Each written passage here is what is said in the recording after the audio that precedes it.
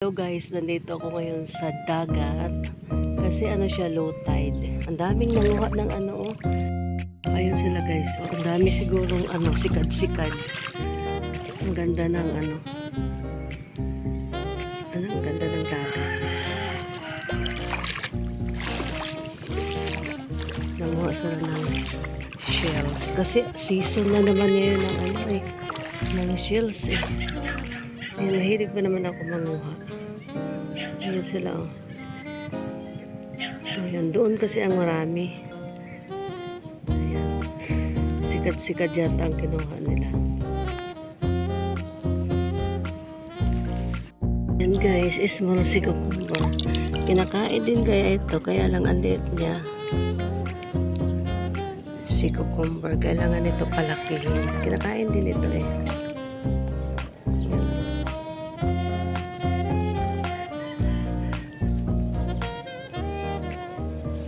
Super liit. Natin ulit sa dagat. Parang ahas-ahas. Pero kinakain yan. Ayan.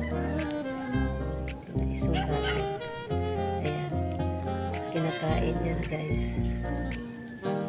Ayan. Ayan. Ayan. Nakakain yan.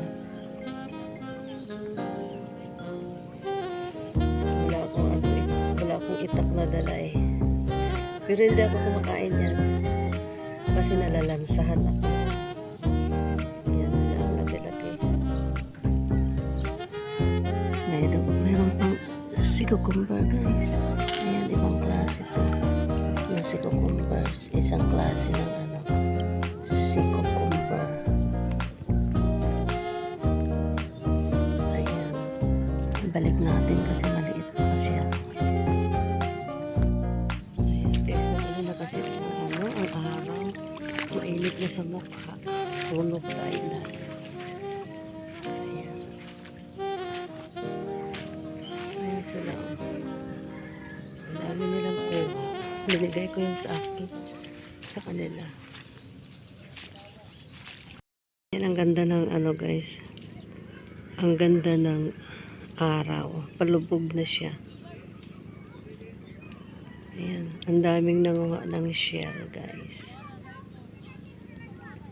Mayroon siguro doon mga sikad.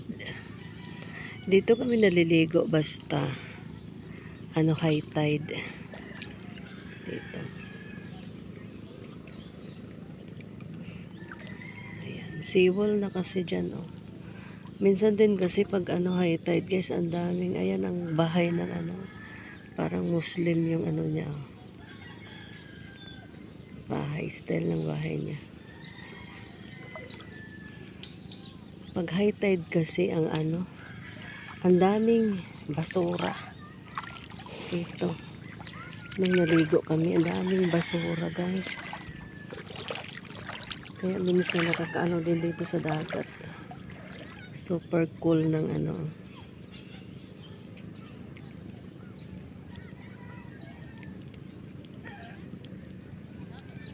super cool ng dagat guys.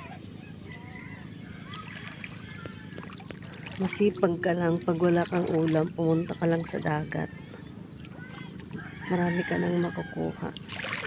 May mga alimasag. Marami ka nang makukuha sa dagat. May maliliit na isda. Ayan, ang daming sea urchin oh. Ayan. May mga seaweed.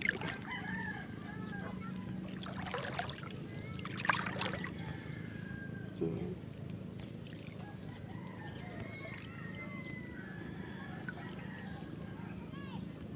Ayan, mayroon guys. Teka lang, baka malaglag yung natin. Salamin. Ayan. May nakuha ako. Ayan. Dalawa na. Tatlo na yung isa. Itim kanina. Kinakain din yun. Sanay kami manguha ng guys, ng shell. Kasi maliit pa ako. Yung mama ko mahilig punta sa dagat. Manguha ng shell. Kasama kami. Kaya Hanggang ngayon gusto naming manguha lagi ng shell sa dagat.